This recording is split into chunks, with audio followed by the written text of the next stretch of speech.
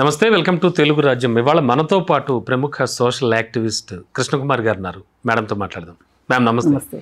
Ma'am, ప్రేమలు విపరీతంగా పుట్టుకొచ్చేస్తున్నాయి జనాల్లో. అంటే ఒక వయసు అని లేదు, ఒక టైం అని లేదు.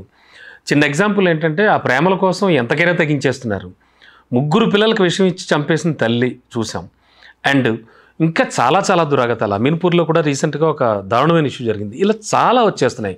అండ్ మోర్ ఓవర్ వీటన్నింటికంటే కూడా నాకు చాలా విచిత్రంగా అనిపించిన అంశం ఏంటంటే రీయూనియన్ల పేరిట అండ్ అల్యూమినీ పేరిట పాత ఫ్రెండ్స్ అందరూ కలవడం, క్లాస్మేట్లు అందరూ కలవడం. ఇన్ఫ్యాక్ట్ మేము కూడా చాలాసార్లు వెళ్ళి కలిసాం, మేము చదువుకున్న ప్లేసుల్లో, ఈ వయసుల్లో కూడా.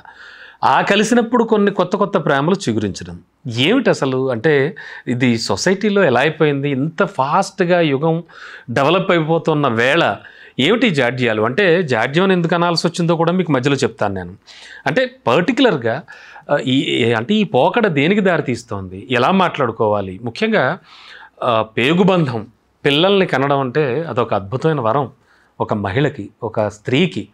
అలాంటివి కూడా తెంచేసుకునే వాళ్ళు అసలు ఎట్టి పరిస్థితుల్లో ఈ స్థాయిలో వెళ్ళిపోవడం టోటల్గా ఇలాంటి వాటికి సంబంధించి మీరు గతంలో కూడా మనం చాలాసార్లు చాలా వాటిల్లో సందర్భాల్లో మాట్లాడుకున్నాం విషయం. ఏం మేడం, ఏం జరుగుతుంది మేడం ఈ రీయూనియన్స్ వల్లే ఇది జరిగిందని నేను అననండి. ఎందుకంటే మన బుద్ధి సక్రమంగా లేకపోతే మనము ఏ అవకాశాన్నైనా మనకి సానుకూలంగా మార్చుకోగలుగుతాం. ఇప్పుడు మనిషి ఎవ్వరూ కూడా ఒక 10 కిలోమీటర్ల రేడియస్లో ఎవరూ కనిపించని మనుషులు ఎవరూ ఉండరు. అందరం ఉండేది ఒకే చోటే. మనం సమాజం అంటేనే రకరకాల మనుషులను కలిసి సహజీవనం చేస్తాం. అవునండి. ఇద్దరు మనుషులు పర్టికులర్గా చేసేదాన్ని సహజీవనం అంటారు. కానీ మనం అందరం ఒక సోషల్ ప్లాట్ఫామ్ మీద అందరం కలిసి ఉంటున్నాం. అయితే ఈ పరిస్థితుల్లో ఇది రీయూనియన్ వల్లే జరిగిందా అనడానికి అంటే కొంచెం సాన్నిహిత్యం కూడా పనికొస్తుంది. ఎందుకంటే తెలిసిన వాడు కదా, మనం కూడా నమ్ముతాం. గతంలో మన ఇద్దరం కలిసి చదువుకున్నాం కదా. అదే ఒక రోడ్డు మీద వెళ్ళే అమ్మాయిని సడన్గా ఆపి నువ్వంటే నాకు చాలా ప్రేమ కలిగింది, నీకు 3 పిల్లలు లేకపోతే నేను పెళ్లి చేసుకునేవాడిని అని అనలేరు కదా. ఇలా ఈ రీయూనియన్ల పేరుతో ఇది ప్రేమ కలగడం కాదు, అవకాశాలని దొరకబుచ్చుకోవడం. ప్రేమ కాదండి, ఇది పూర్తిగా ప్రేమ కాదు. అతనికి ఒక అవకాశాన్ని వినియోగించదలుచుకున్నాడు. అయితే నేను ఇక్కడ మాట్లాడేదాన్ని బట్టి చాలామందికి ఏం మెసేజ్ వెళ్తుంది అంటే, ఈమె ఎప్పుడు మగవాళ్ళనే తిడుతుంది, ఆడవాళ్ళని ఏమీ అనదు, లేదు అనుకుంటే ఆడవాళ్ళు తప్పు చేసినా క్షమించేస్తుంది చాలా అలవోకగా. కానీ మగవాళ్ళ తప్పులు కాదు అనుకునే వాటిని కూడా తప్పులుగా చిత్రీకరించడానికి ప్రయత్నం చేస్తే అని అనుకోవచ్చు. కానీ నేను ఈ రీయూనియన్ల వల్ల వచ్చే నష్టాలు లాభాల గురించి పెద్దగా మనం ఏమి విశదీకరించి చెప్పక్కర్లేదు. ఎందుకంటే ఎవరి విఘ్నత వాళ్ళకి పనిచేస్తుంది, ఎవరి బాధ్యత వాళ్ళని తంతూ ఉంటుంది వీపు మీద. ఎవరైతే ఆ తన్నే బాధ్యతని పక్కకు నెట్టేసి అనుకుని పక్కకి వెళ్ళిపోయి నచ్చినట్టు బతకాలనుకుంటారో అలాంటి వాళ్ళు చేసే ఎండ్ ఆఫ్ ద డే మనకి మనం సమాధానం చెప్పుకోవాలి కదా. ఆ పరిస్థితి లేదండి వాళ్ళ సమాజంలో. మనకి మనం సమాధానం చెప్పుకోవాలా అనే దానికి అంటే దానికి కొంత సమయం కావాలి. మనం సమయం కేటాయించుకోగలగాలి. ఆ కేటాయించుకోగలిగినప్పుడు మనం ఆలోచిస్తాం, అరే నేను ఇలా చేసి ఉంటే బాగుండేది, ఇలా ఎందుకు చేశాను అంటే దీనికి మనం ఒక మనిషి నిద్రపోయే ముందు ఆలోచిస్తాడండి. ఇది మామూలుగా జరిగే ప్యాటర్న్. ఇవాళ మన లైఫ్ ప్యాటర్న్లోకి ఏమొచ్చింది చెప్పండి? సెల్ ఫోన్ రాత్రి చేతిలో సెల్ ఫోన్ పట్టుకుని నిద్రపోయే పిల్లల దగ్గర నుంచి ముసలోళ్ళ దగ్గరికి చూస్తున్నాం మనం. నిద్ర రాకపోతే సెల్ ఫోన్ కావాలి, తోచకపోతే సెల్ ఫోన్ కావాలి, ఎవరితోన్న గొడవ అయితే సెల్ ఫోన్ కావాలి, క్రికెట్ మ్యాచ్ వస్తుంటే సెల్ ఫోన్ కావాలి, చూడాలంటే సెల్ ఫోన్ కావాలి. ఒక ఏకాంతాన్ని మనము చక్కగా ఆస్వాదించకుండా, మన గురించి మనం ఆలోచించుకోకుండా, ఒక పునరాలోచనలోకి వెళ్ళకోకుండా మనని మొత్తం అసలు ఏదో అంటారు చూడండి, ఇనప సంఖ్యలేసి బిగించేసినట్టు సెల్ ఫోన్ మాయా ప్రపంచం. అందుకని ఈ మధ్యకాలంలో ఎవ్వరూ కూడా ఇది మాది తప్పు అని ఒప్పుకోవడానికి ఇష్టపడట్లా. అసలు వాళ్ళకి తప్పని అనుకోవట్లే. వాళ్ళు అనుకుంటే కదా చెప్తారా లేదా తర్వాత విషయం, ముందు అనుకోవాలి కదా, అనుకునే సమయమే లేదు అంటే యాక్సెప్టెన్స్ అనేది ఉండట్లేదు. యాక్సెప్టెన్స్ అంటే కొంత ప్రాసెస్ జరిగితే యాక్సెప్టెన్స్ వస్తుందండి, అసలు ప్రాసెసే జరగట్లేదు. ఇంకెక్కడి నుంచి వస్తుంది? ఈ ప్రాసెస్ జరగాల్సిన సమయంలో ఏం చేస్తుంది అంటే సెల్ ఫోన్ వచ్చి చేరుతుంది. ఇప్పుడు ఒక వ్యవసాయదారుడి దగ్గర నుంచి, ఒక చిన్న బాలుడి దగ్గర నుంచి, ఒక తల్లి నుంచి, ఒక తండ్రి దగ్గర నుంచి వీళ్ళు పడుకున్నప్పుడు ఏం ఆలోచిస్తారు? ఈరోజు పగలంతా నేను చేసింది ఏంటి, నేను కరెక్టే చేశానా, తప్పు చేశానా, లేదా చెయ్యాల్సి వచ్చి చేశానా, రేపేం చెయ్యాలి అని ఒక వ్యవసాయదారుడు ఆలోచిస్తాడు, ఒక మహిళ ఆలోచిస్తుంది, పిల్లలు ఆలోచిస్తారు, ఒక భర్త ఆలోచిస్తారు. ఇవాళ దాని స్థానంలో ఈ సెల్ ఫోన్ వచ్చింది కాబట్టి ఇంకా అసలు ఆలోచన అనేది మిస్ అయిపోయింది. అందుకని అసలు ఆత్మ పరిశీలన అనేది లేకుండా పోయింది. ఈ పరిస్థితుల్లో ఇప్పుడు ఈ రజిత చుట్టూ ప్రపంచం అంతా తిరుగుతుంది. వాళ్ళ ముగ్గురు పిల్లల తల్లి, కసాయి తల్లి, ఇంతకంటే రాక్షసి ఉంటుందా, లేకపోతే కామ పిచాచి, ఇవన్నీ మాట్లాడుతున్నారు కదా. నేనేమంటానంటే ఈ అమ్మాయి చుట్టూ చాలా మంది డబ్బు పిచాచులు, కామ పిచాచులు ఉన్నారు. వీళ్ళందరూ చుట్టూ తయారు చేసి ఇవాళ ఆ అమ్మాయిని సర్కిల్లో నుంచోబెట్టారు. మొదటి డబ్బు పిచాచులు ఎవరంటే అమ్మాయి తల్లిదండ్రులు. వాళ్ళు ఏం చేశారు? ఆడపిల్లకి పెళ్లి చెయ్యలేక 20 ఏళ్ల వయసు తేడా ఉన్న అతనితోటి బార్గెయిన్ చేసి వాళ్ళు, అతనికి ఎవరో పిల్లనిచ్చేవాళ్ళు లేకపోతే, ఒక భార్య చనిపోయిన సందర్భంలో అతనికి ఎంతో కొంత ఆస్తి ఉంటే ఆ ఆస్తిని ఏమంటారు దాన్ని, కన్యాశుల్కంగా ఇచ్చుకుని పెళ్లి చేసుకున్నాడు అతను. మామూలుగా అయితే కన్యాశుల్కం తల్లిదండ్రులకు ఇస్తారు, ఇక్కడ భార్యకి ఇచ్చాడు అతను, ఎదురిచ్చి పెళ్లి చేసుకున్నాడు. ఈ అమ్మాయి పేరు మీద ఆస్తి వచ్చింది.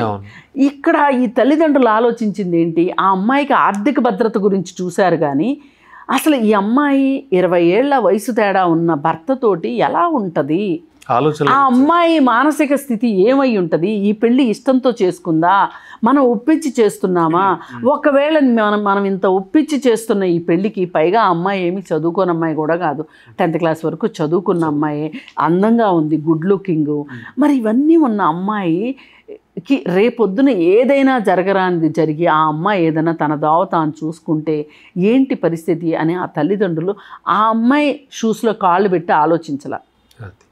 వాళ్ళు ఎంతకి బాధ్యత వదిలించుకుందాం అనుకున్నారు.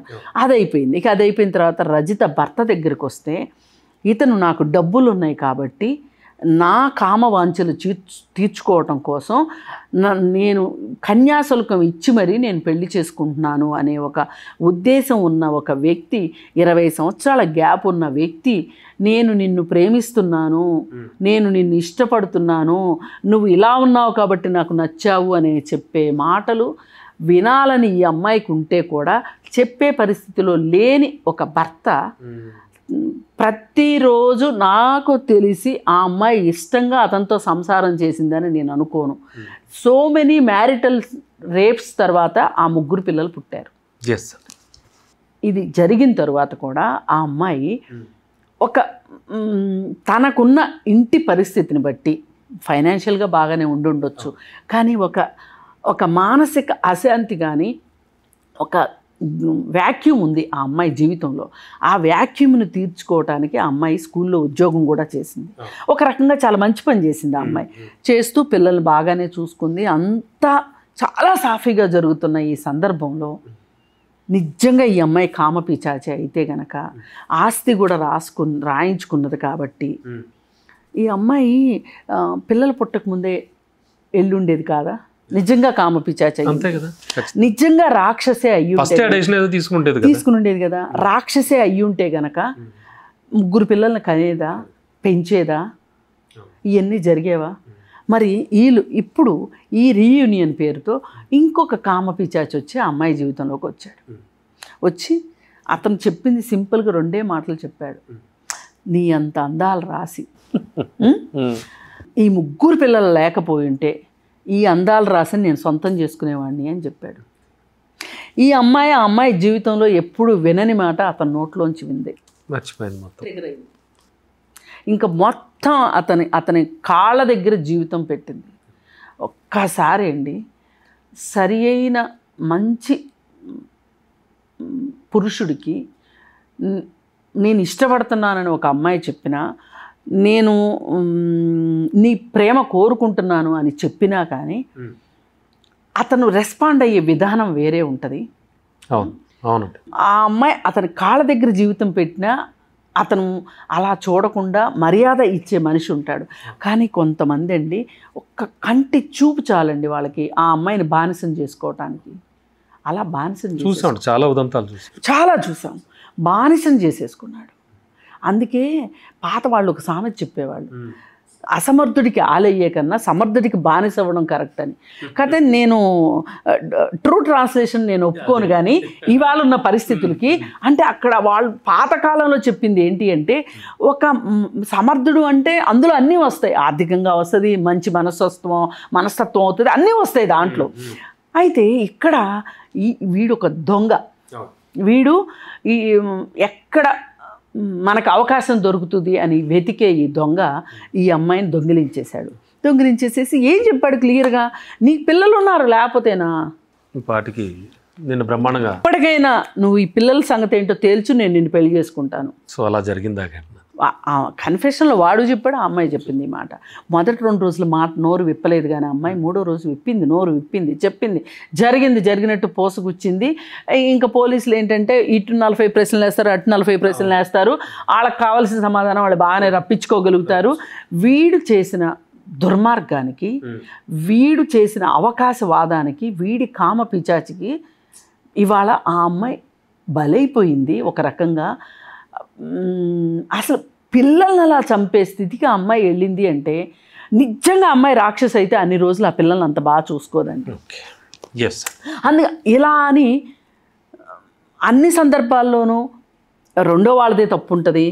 ఆడవాళ్ళు అందరూ అమాయకులే, పాపం వాళ్ళకి నోట్లో వేలు పెడితే కొరకలేరని ఈ ఒక్క కేసు స్టడీలో నా ఉద్దేశం ఏంటి అంటే, మొదటి తప్పు తల్లిదండ్రులు చేశారు, రెండో తప్పు ఆ పెళ్లి చేసుకుని అతను చేశాడు, ఇప్పుడు ఇతను చేశాడు. వీళ్ళందరూ కలిసి ఈ అమ్మాయిని ఆడుకున్నారు. ఇప్పుడు వాడు ఏం చెప్తున్నాడు, ఆ అమ్మాయికి దానికి ఉరిశిక్ష పడాలి, అది అసలు ఏడవదేంటి, అది దాని కంట్లోంచి నీళ్లు రావట్లేదు అని మాట్లాడుతున్నాడు ఈ చెన్నయ్య అనేవాడు. ఈ వెధవకి బుద్ధి ఉండొద్దు. డబ్బులుంటే పెళ్ళి అయిపోద్దా? 20 ఏళ్ళు తేడానా? అంటే చాలా ఉన్నాయి. కర్ణుడి చావు కన్నట్టు ఈ ఇష్యూలో చాలా ఉన్నాయండి. కాకపోతే ప్రతి ఒక్కళ్ళు రజితనే నిందిస్తున్నారు, నేను నిందిస్తా కాదని అనట్లా.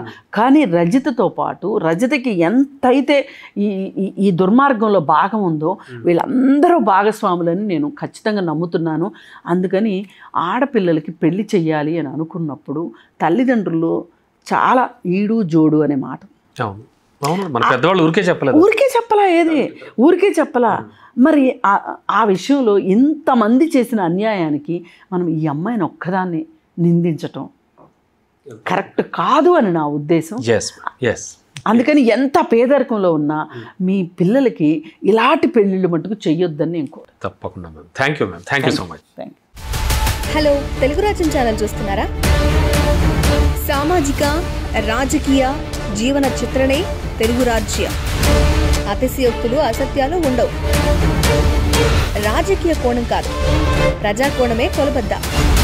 తెలుగు రాజ్యం వీక్షణ మీ ఉత్తమ అభిరుచికి నిదర్శనం.